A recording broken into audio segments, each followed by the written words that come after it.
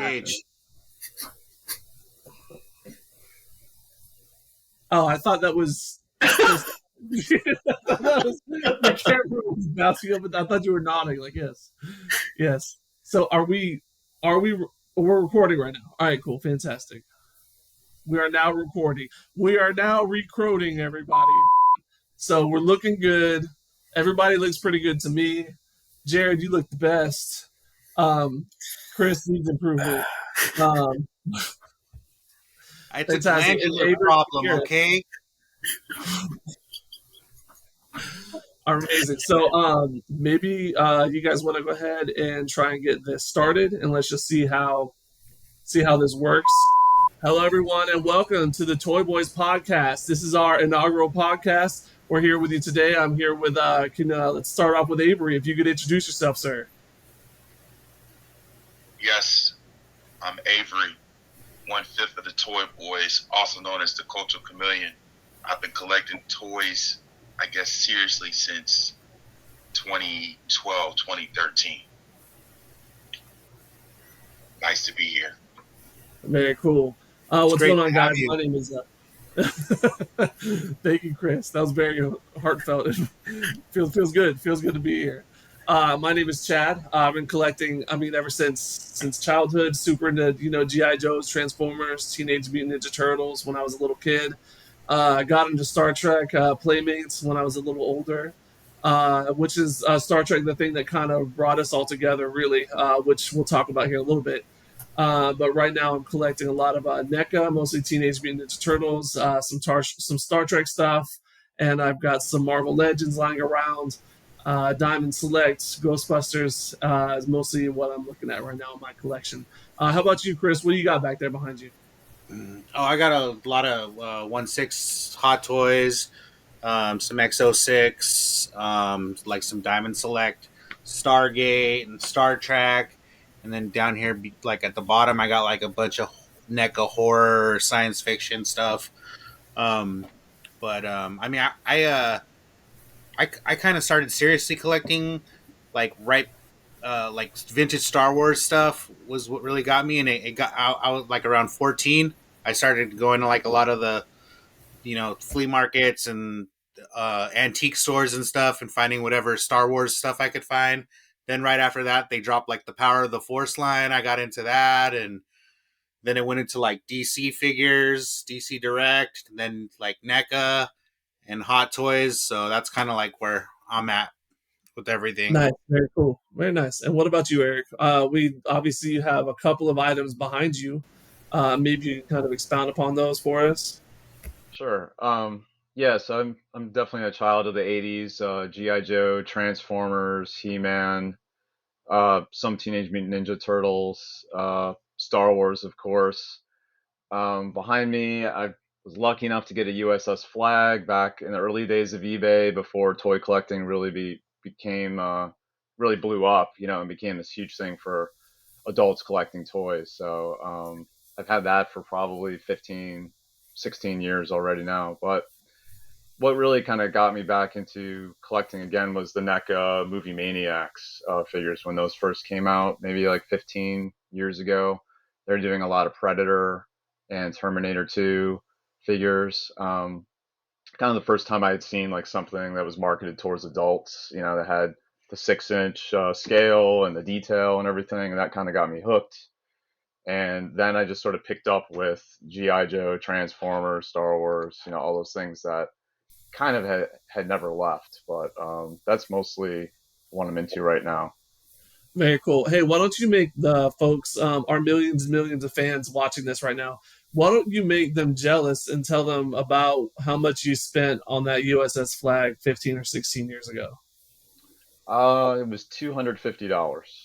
Yeah, so some people they're probably screaming at their computer right now. Some of them probably don't believe you. They're calling you a liar. But yeah, so just putting that out there that this guy, he got in while it was hot. It was a smart move. That was a wise investment. What about you, Jared? What's going on in your life? Yeah, I guess really got back into it. It all happened at that Star Trek convention a few years ago when I came across a very strong childhood nostalgia Micro Machine set, set 3 of the Star Trek ships. I've had set 1 and 2. I've been looking at getting set 3 forever, and then there it was. I finally got it, perked my interest again, and yeah, here I am. But as a kid, I mean, just the standard like 90s kid stuff, most likely. Legos, Micro Machines, obviously. And then just also a strong interest in the Star Trek figurines as well. Oh, very cool. So the Playmates, the '90s Playmates line for Star Trek is what you're talking about. Yeah. Primarily Star Trek Voyager. Growing up, that was my primary collection. It took me forever to find B'Elanna Torres, if you guys were collecting back then. But yeah, I finally got one. Oh, really? I mean, I was collecting back then. I did not have a problem. What happened? What happened, Chris? I'm sorry. Oh, I was just saying, I've been looking for her my whole life. Yeah. We're gonna cut that out so Chris's girlfriend doesn't hear it. That's my hall I pass. remember. What's up? I'm sorry, that's my hall pass, B'Elanna. Oh, it's your hall pass. Oh, okay, all right, okay, cool. All right, that does make sense. So is Ayala her hall pass? Because I know she's obsessed with Ayala and Voyager. So. No, it's what's his name? The candle guy. Ronan. Ronan, yeah.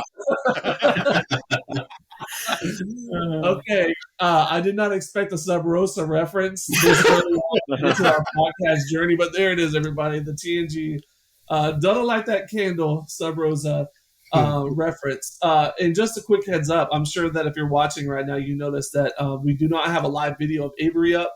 Avery is actually deployed in Kuwait right now, so he's kind of phoning it in literally through Eric, and he's kind of relaying his voice. So we'll be able to hear him, and he's able to hear us, and he's going to be able to contribute. We're just not going to have any video of him right now, but we're going to try and throw up like a sexy photo, glamour shot or something like that we can make sure that we include so you guys know what Avery looks like. So, Jared, going back to what you were saying about that Voyager line when that came out in the 90s, I think 95 is when, I know that's when Voyager premiered. I think the toy line kind of came out at the same time from Playmates. I know I didn't have a problem finding that B'Elanna. Was that kind of a chase when it came out? Because it was, yeah. So I had basically gotten all of the characters of the main cast, and including the just the off like Vidians and stuff like that. But B'Elanna was just elusive, and around here it seemed like back in the day there used to be like KB Toys and stuff like that. But reliably, every time I went to the mall, surprisingly, Spencer's would have the Star Trek Voyager toy line there, so I'd always get it from there, and they just never had it. All the stores around here never had it. I eventually ended up getting it at the very first Star Trek convention I went to. Got it basically on the dealer room floor, and yeah, I was thoroughly happy to get it then, and yeah, it was good stuff. Very cool. I remember when that line came out, and I walked into Walmart and I saw it there. I bought literally the whole wave right then and there. So maybe that was why I didn't have an issue, because it had just come out. I bought the whole thing just immediately because I was man, I used to always have to wait, like weeks between finding the different cast members. Oh, really? Oh, nice. Yeah. So, did you have to pay a lot to pay for that toy, B'Elanna, since you got it later? So it wasn't. I mean, it was like late '90s at that point. And I think I was probably paying around like $4 or $5 per character. B'Elanna, if I recall correctly, it was about $20 or maybe like $25. So really not too much. Yeah. What's interesting about those Playmates figures is that they still right now are like $5. I know. Yeah. You go, and you're kind of like, this is kind of sad, but also it's kind of convenient because I don't have to pay a lot of money for these. I know the Voyager figures, the plastic that they made them from is like, it's different. So they get like a weird, like oily kind of a thing. You got to like clean them up and stuff. They're kind of gross. I opened up a few months ago when I was sending Cadet. I was sending Cadet a gift kind of a thing. And I pulled out 4 or 5 different female characters. And the Voyager, one of them was Janeway, and maybe the other one was Torres. I don't remember, but they all had this kind of a weird. I had to clean them up because they had this weird kind of I don't know, kind of like a slippery kind of a feel that was kind of strange. But so one thing I wanted to make sure we covered today was the story of kind of how we came together, like the origin story for the five of us, and how we joined forces for this podcast today. Something that started as a joke that brought us all together recording today. So the way I remember it, and Avery and Chris, feel free to correct me if I'm wrong about this, but last August we were at STLV, the Star Trek convention, in Vegas, and we were in the car. We were riding with Yesenia was driving, and Desi was in the back, and Chris and Avery were there. And Chris, Avery, and I were just kind of very casually having a very sophisticated, mature adult conversation about toys. And yeah, and Yes called us nerds, like you nerds. And then I think because we were talking so much, maybe was it her that said like you guys should start a podcast or something like that. And we're like, and I said something like, yes, the ToyBoyz podcast. And then we kind of laughed it off. It was kind of a joke. And then by the end of the day, it was like, hold on, is this something we could actually do? And I remember telling Jared and Eric about it at dinner, I think that night, that like we were just kind of joking about starting a podcast. And then, it was maybe later that night, even like when we were all in Yez's room and we got that photo together of the five of us that, I remember Eric being very pushy and trying to. He wanted us to jump him into the ToyBoyz, and he was just really really trying to flex. He definitely was trying to flex because he's like, I'm the only one here with the USS flag, and we were like, yeah. And you were like, Throw no, down. bro, you gotta be humble, bro. We gotta jump you in, bro. Like, so you were ready to, like it was a game. Like, I remember that. I was like, here we go. I remember it more like Avery was vouching for me. He's like, you need to talk to this guy. He's got the USS flag. So I'm. Oh yeah, true. But it was Chris that felt like you did. Yeah, hold on, are you doing it the right way? I don't know. Is it a B? I can't tell. Is it still a D?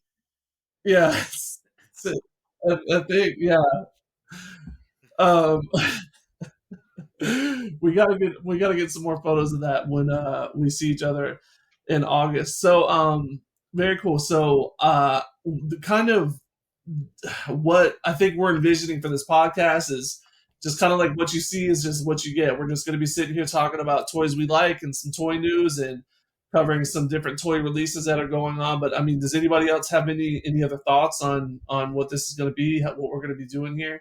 I know Chris brought props, so Chris might have some other ideas about what we're going to be doing. Chad, do you have a preview of our merch, our upcoming merch coming soon? Oh, the shirt? Oh, yeah. Make sure you check out the shirt. This is going to be $69.99. The best price we could do. So make sure you check this out. Make sure you check this out in the store. We'll throw the link up there on the video. We'll get that in post too. But make sure you check out the shirts. Get the swag, the ToyBoyz swag. We're going to be huge. Just putting that out there. So it's going to be a big deal.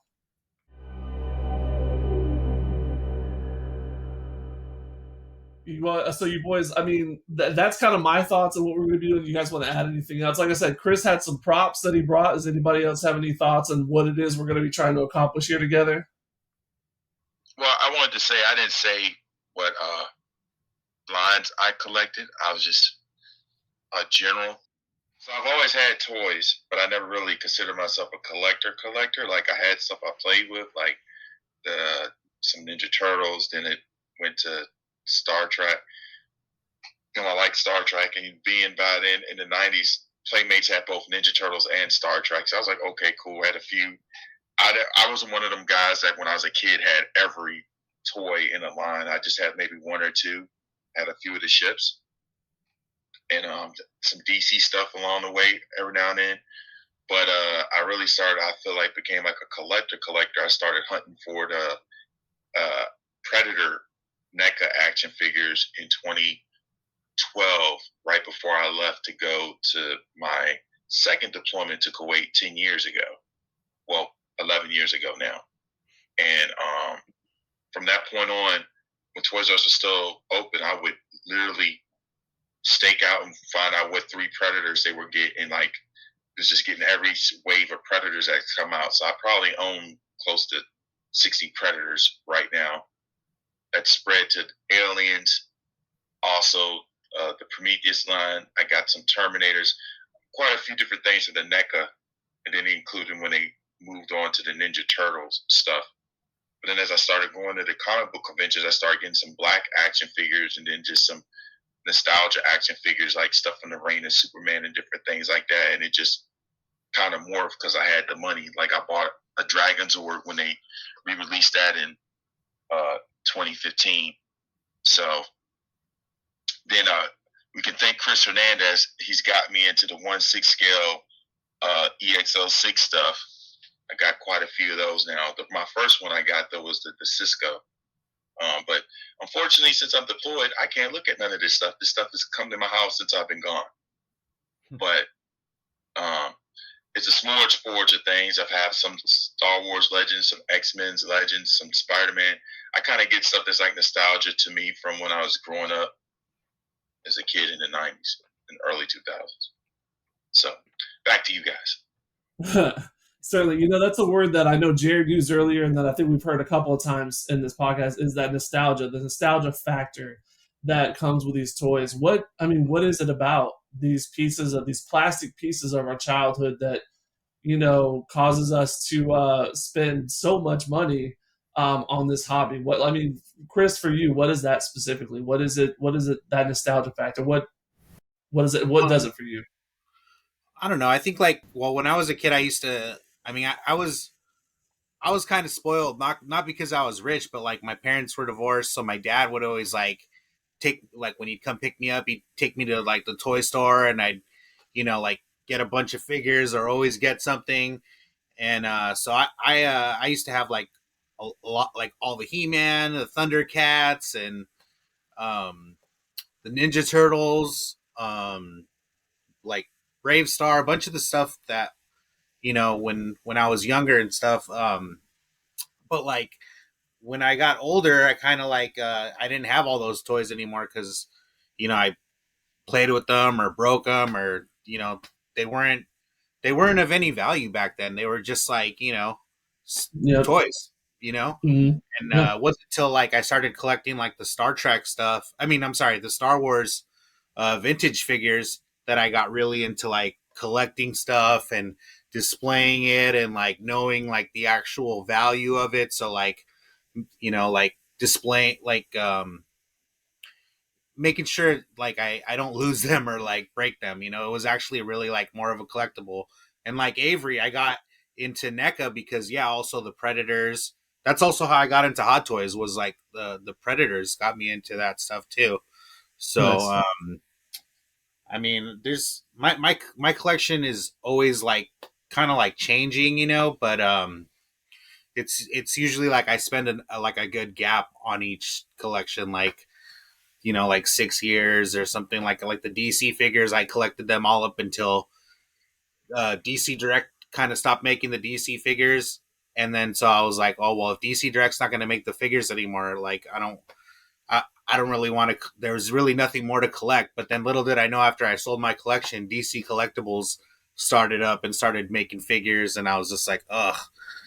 And all my Predators, I had gotten rid of. The NECA ones I had, like Avery, I had a bunch of the NECA Predators that were really rare. When I got into Hot Toys, I started my collection started to shift. So I sold all my NECA Predators, got into Hot Toys. Once I got into Hot Toys, I started getting into custom 1/6 scale figures, which is like super expensive, and that was just like kind of really financially um, really hard for me, because I wanted to build all these expensive figures, but like I wasn't bringing in enough income. I didn't have a steady job at the time, so I had to kind of like sell all that stuff. And then once I had a job and started like working again and having steady income, I started like picking up a few things like the NECA horror figures and stuff. And then I got into the Diamond Select Star Trek figures, and then after that, like after I got most of the Diamond Select Star Trek figures and the Stargate figures, like pretty much everything. I started with the QMX Picard, and that brought me back into like the 1/6 scale 1/6, yeah. collectibles. Yeah, so now I've been picking up like the XO6 figures and the picking up like a few like of the Marvel Hot Toys and also Big Chief Doctor Who figures. So yeah, that's where I'm at currently with everything. Nice. So, Jared, you mentioned nostalgia earlier. What is that? What is it about that nostalgia? What is about collecting and nostalgia? What's bridging the gap there between that's like what is your motivation behind that nostalgia and collecting these things? Yeah, I think as a kid, you have a toy, and you you play with it. You form your own little world and your own little, I don't know, sort of hard to describe, but we all know what it is. I mean, I was always told I had a very active imagination, so just being able to feel that, like, oh, this is something that brings me back to that feeling of being a kid and um, playing and forming my own little world and scenarios and stuff like that.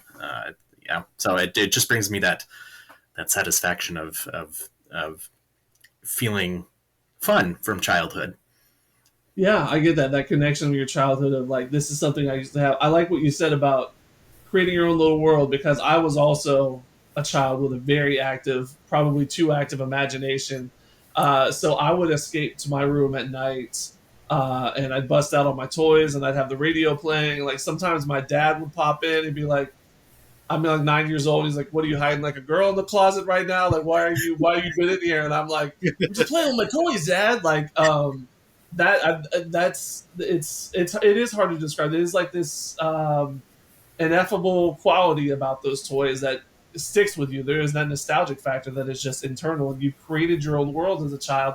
I heard something the other day, and I wish I could remember the quote. I should have copied it, but it basically was saying that when you get to your 30s and like you got a little bit more money, you're a little bit more stable. You start to undo the damage that you did to yourself in your 20s, where you were like, I have to be an adult and I can't do this as an adult, and I can't go to Disney and have fun, and I can't collect toys and have fun. I can't do this and have fun. I have to pay my bills and buy a house, and I have to finance my car, and I have to get these, and all this stuff. And it's like when you're in your 30s, you're kind of like, wait a minute, like why? Like why do I have to? I can pay my mortgage, and I could also enjoy things from my childhood. So I mean that's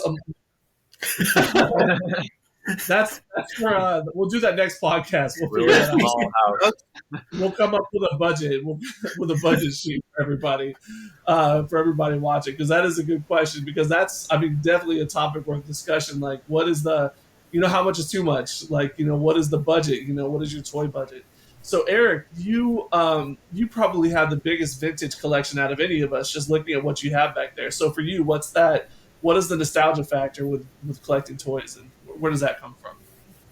Well, I can tell you a little more about how I kind of fell into it. Sure. I was working. This was probably early 2000s, and I suffered an injury, and I had to go on short-term disability. And I was at home for ended up being 3 months with all this free time on my hands, and luckily with the benefits, the money was still coming in. So you're stuck at home. You're kind of like, what am I going to do with all this time? And I kind of stumbled across eBay, in the early years there, and discovered, oh, people are selling old GI Joes online, and much like Avery, I only had a few, from each series. My parents didn't spend a lot of money on toys for us, so there was just figures that I'd always wanted to have, and like I never had a Duke, I never had a Storm Shadow. I mean, main characters, from the cartoon that I didn't get to play out all those adventures with and whatnot. I had to make do with secondary characters like Barbecue or something. um, so once I discovered that, and I had the time, and I had the money at that point, still coming in, I just bought one or two. Started, I found checklists that were online, and then it was like, then I realized how many of them I had missed out on. I think that was the other thing. Like back when you were a kid, yeah, there was the back of the box that would show you like all the other figures you could buy or whatever. But as the years went by, you maybe kind of lost track of that a little bit. as an adult, you find these checklists and well, here's everything that exists that you could have. And buying those things and getting them, it was like part nostalgia, but it was also part discovery. Like, wow, like I never had seen the Storm Shadow. No one I knew had him, and here he is. And now he looks great up with my other figures, up on the shelf. Another part of it that got me back into it was my dad had to sell the house. He was moving, and he basically said, "Come on up here and get your stuff, or it's all going into the trash." And all my toys were still back up there. So Oh wow. basically, went back up there and went through everything. And I do regret that I trashed all of my He-Man stuff. I had Castle Grayskull and a bunch of figures, and I guess Oh wow. at the time the GI Joes and the Transformers more were still Hmm. my favorites, or the He-Man toys, had this kind of cartoony look to them, and for whatever reason, I was just like, I can do without those. And of course, I collect them now, and I totally regret why did I do that. But so it's like yeah, part nostalgia of having figures I was never able to have before, and fill in the collection and see what I missed out on. Yeah, that's pretty much it. Awesome. I don't know if So that rings a bell with the rest of you guys or not. I think Eric brings up a good point. Like looking at the back of the packaging with the other toys within the line and seeing and be like, oh my gosh, I want that, and then just never getting it. And then as an adult, you have the resources and like we have eBay, Amazon, all that now. So many different areas we can find these things from.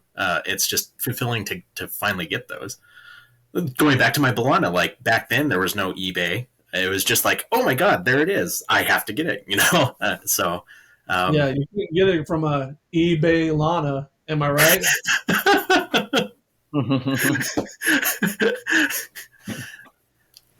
That's actually Jared. It's funny because that's kind of one of the things that Eric said that struck with me that I don't think I had realized until he said it, but there is like that FOMO, that fear of missing out as a child that somehow sticks with you as an adult, right? That like yeah. 20 years later, you're like, I wanted that as a there's like the 3-pack, the Playmates Star Trek, the 3-pack where it's like Tapestry Picard and Yar from Yesterday's Enterprise and Barclay from Voyager, right? And I remember like there was no way like I could get that as a kid really. Like there was nowhere place for that. And then now just getting it as an adult off of eBay was so much it was so satisfying. So like that, one more FOMO item to check off my list, something that I wanted as a kid.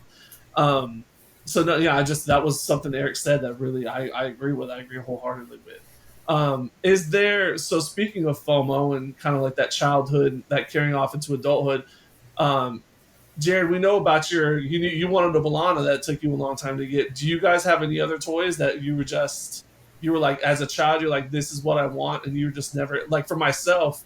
Now that I think about it, I really as a kid I wanted the Kenner Ghostbusters the firehouse, like that was something I really wanted as a kid, but it was too much money. My parents didn't want to do it like for Christmas or whatever. But I mean, like Chris, Avery, Eric, was there just anything as a kid that you missed out on that you really, really wanted?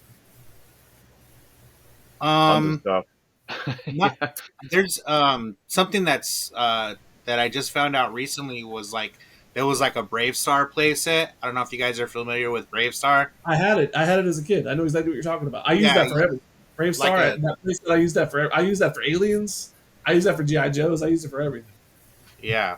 His that uh, playset's really cool. It's like a cowboy, like a science fiction, like interplanetary, like he's that's what he is. He's like a cowboy, like in outer space, basically. Yeah. And like the playset's just really cool. It kind of like transforms and it spreads out, and it has different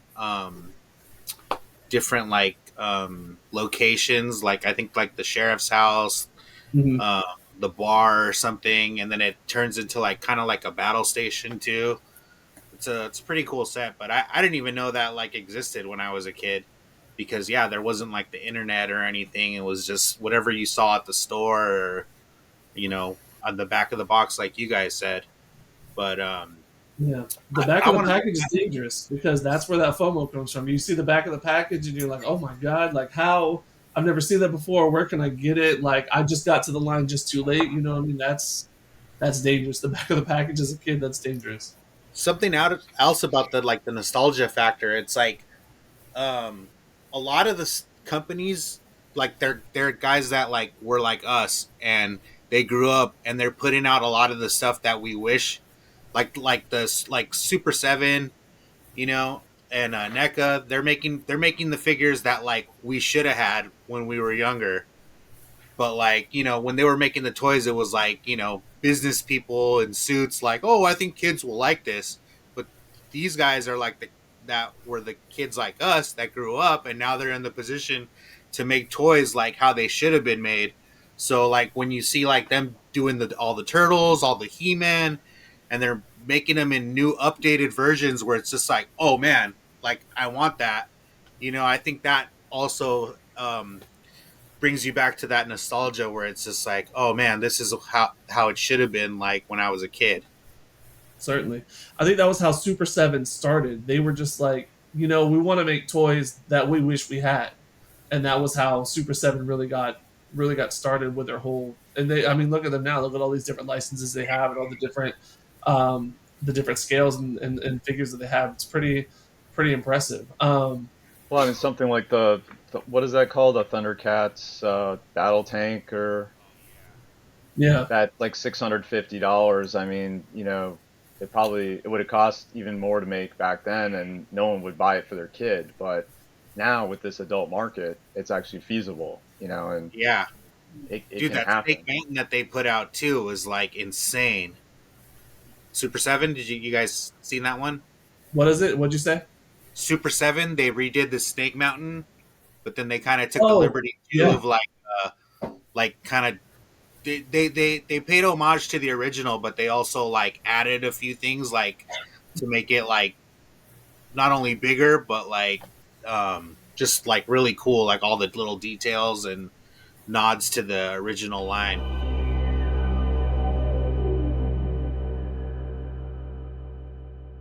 Pew pew pew pew pew.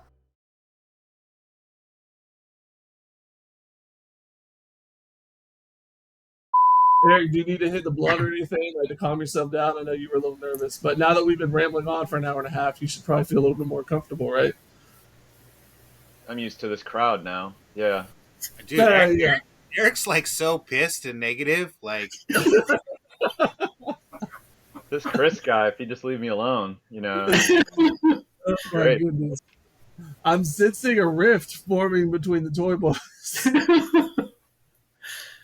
well, it's All not a right, so pissing, let's. it's not a pissing contest. You don't have to show off your whole collection. It could have been like a little section, you know. You got way more money in that case than I've got behind me. That's true. That's true. That's. If there's any awkward moments, Aaron could always edit those out. Make sure to leave them in and edit it so Chris is just doing something.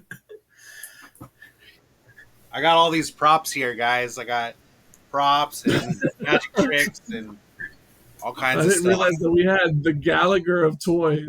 Dang. I prefer Carrot Top. The Carrot Top. Edgier. Carrot Top, yeah. Yeah, rest in peace, Gallagher, by the way.